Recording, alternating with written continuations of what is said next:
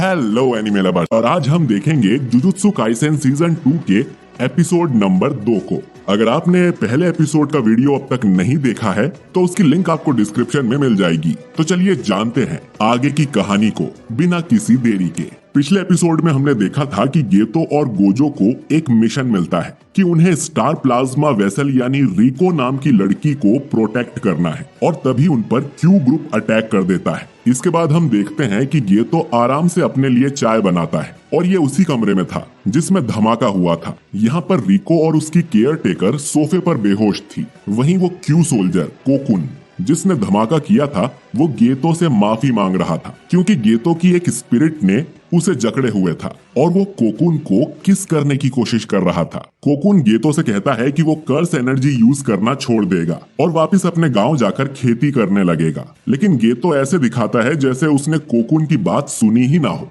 अब इससे कोकुन गुस्सा हो जाता है और बताता है कि उनके क्यू ग्रुप का सबसे पावरफुल सोल्जर बेयर भी यहाँ आया है और वो उसे अच्छा सबक सिखाएगा। तभी गेतो के मोबाइल पर एक मैसेज आता है जिसमें गोजो ने उसे एक फोटो सेंड की थी। गेतो ये फोटो कोकुन को दिखाता है जिसमें गोजो ने ऑलरेडी बेयर को हरा दिया था। अपने सबसे पावरफुल मेंबर की हार के बाद क्यू ग्रुप पर ताला लग जाता है। इसके बाद हम एक बोट रेस अरेना को देखते हैं जिसमें तोजी फुशिगिरो बैठा हुआ था, जिसे सॉसेरर किलर भी कहा जाता है। कॉन्ग उसे ढूंढता हुआ यहाँ आता है तो तोजी उसे बताता है कि वो रेस पर पैसे लगाने आया था, जबकि अब तक वो एक भी बैट नहीं जीता है। कॉन्ग तोजी को उसका काम याद दिलाता है कि उसे स्टार वेसल को मारना है, जिस पर तोजी कहता है कि वो बराबर की लड़ाई में गोजो को कभी नहीं हरा सकता, इसीलिए उसने कुछ गुंडों को वहां भेजा है जिनसे लड़ने में गोजो थोड़ा थक जाएगा और फिर वो अटैक करेगा। इसके बाद तोजी रेस पे लगाए पैसे हार जाता है। कॉन्ग उसे सलाह देता है कि वो सट्टेबाजी पर कम ध्यान दे,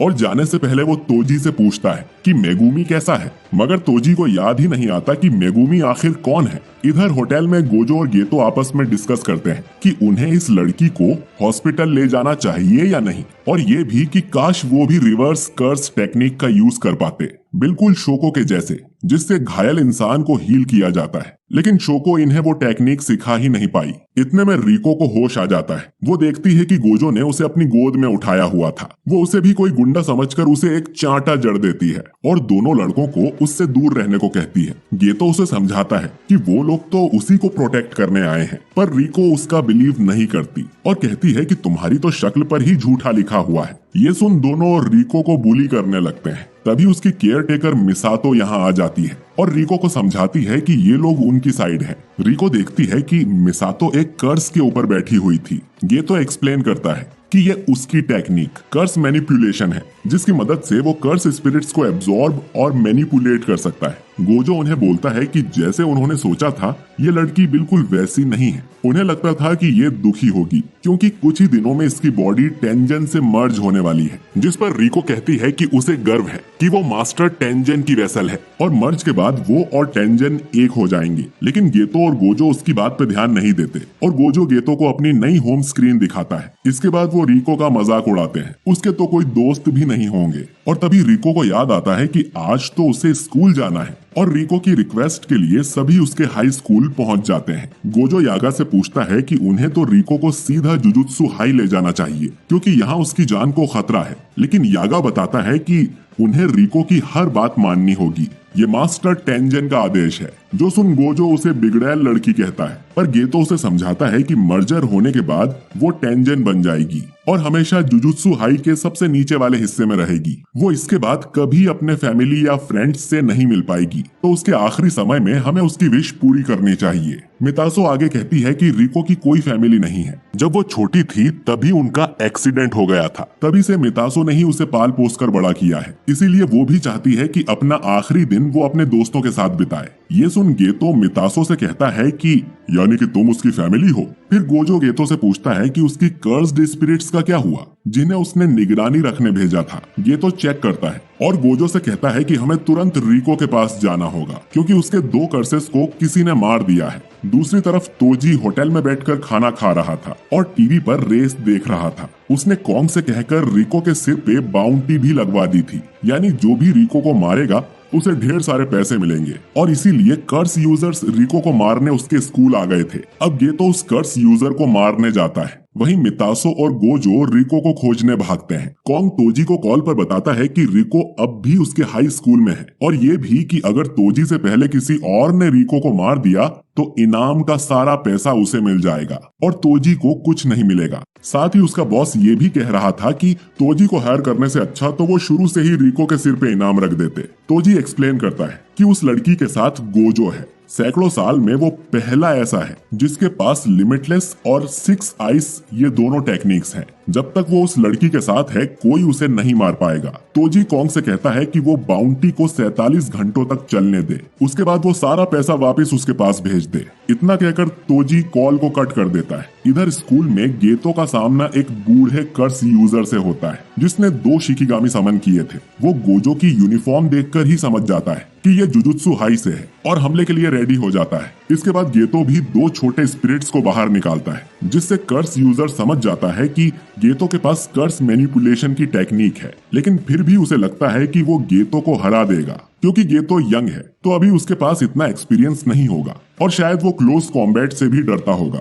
लेकिन तभी गेतो एक बड़े से केचुए कर्स को बाहर निकालता है जो कि शायद उस कर्स यूजर को निगल जाता है। ये सोचकर गेतो आगे बढ़ने लगता है, लेकिन तभी वो कर्स यूजर साइड से आकर उस पर अटैक करता है, पर तभी उसे अपना पुराना डॉग दिखाई देने लगता है। इस कर्स यूजर के पेरेंट्स इससे बिल्कुल प्यार नहीं करते थे क्योंकि वो कर्सेस को देख सकता था। सिर्फ उसका डॉग ही था जो बिना डरे उसके साथ रहता था, लेकिन उसे मरे तो 50 साल हो गए थे। अब कर्स यूजर को समझ आता है कि उसकी लाइफ उसकी आंखों के सामने दिख रही थी। इसके बाद गेतो कर्स यूजर को मारकर उसकी हालत खराब कर देता है क्योंकि वो हैंड टू हैंड कॉम्बैट में भी काफी अच्छा है और शुरू से ही वो यही चाहता था। अब गेतो उससे पूछता है कि वो कौन से ग्रुप से आया है, क्यू या टाइम वेसल एसोसिएशन। इधर गोजो सीधा रिको की म्यूजिक क्लास में पहुंच जाता है और बाकी लड़कियां गोजो को देखकर उस पर लट्टू हो जाती हैं। पहले तो उन्हें लगता है कि ये जरूर रिको का बॉयफ्रेंड होगा, पर रिको बहाना बनाती है कि ये बस उसका कजिन है। वो गोजो को उसके ग्लासेस निकालने को कहती है और गोजो भी सबको पोज देने लगता है। इनकी टीचर भी चुपके से गोजो को अपना नंबर दे देती है। फिर गोजो चुपके से रिको को लेकर यहाँ से निकल जाता है। गोजो अब रिको से कहता है कि वो सीधा जुजुत्सु हाई जा रहे हैं क्योंकि अगर यहाँ किसी से लड़ाई हो गई तो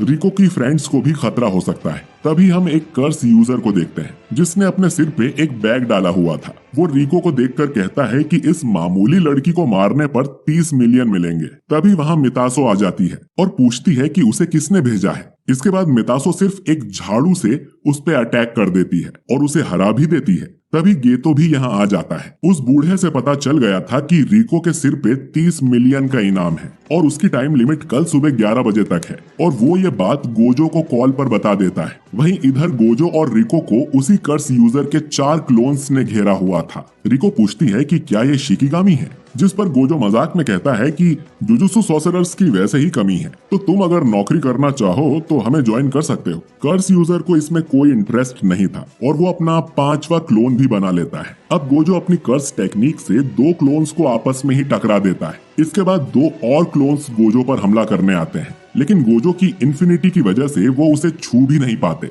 और फिर गोजो उन दोनों को भी पीट देता है। इस कर्स यूजर की टेक्निक यही थी कि वो खुद के 5 क्लोन्स बना सकता है और ये भी डिसाइड कर सकता है कि इन क्लोन्स में उसकी मेन बॉडी कौन सी होगी। यानी कि अब जो 5वां क्लोन बचा है वो ही मेन बॉडी है। यूजर पूछता है कि उसे ये कैसे पता चला, जिस पर गोजो बताता है कि उसकी आंखें अच्छी है। इसके बाद गोजो बताने लगता है कि उसकी टेक्निक्स कैसे काम करती हैं, जैसे इन्फिनिटी या टेक्निक ब्लू, जिससे गोजो किसी भी चीज को चुंबक की तरह अट्रैक्ट कर सकता है। अब कर्स यूजर यहाँ से भागने की कोशिश करता है तो गोजो फिर अपनी टेक्निक ब्लू यूज करता है, जिससे वो और कर्स यूजर एक जगह पर खींचे चले आते हैं। इसके बाद गोजो अपनी reverse cursed technique red use करने लगता है, लेकिन वो उससे एक्टिवेट ही नहीं होती क्योंकि गोजो को अब तक रिवर्स कर्स टेक्निक ठीक तरह से नहीं आती थी। तो गोजो एक सिंपल मुक्का मार के उस कर्स यूजर को हरा देता है। इस पूरी फाइट के दौरान रिको गोजो के साथ ही रहती है और गोजो की पावर की वजह से वो उसके साथ साथ उड़ रही थी। वो गोजो की पावर देखकर हैरान हो जाती है। तभी उसके मोबाइल पर एक मैसेज आता है जिसे देख वो चौंक जाती है क्योंकि मितासो को किसी ने किडनैप कर लिया था और ये एपिसोड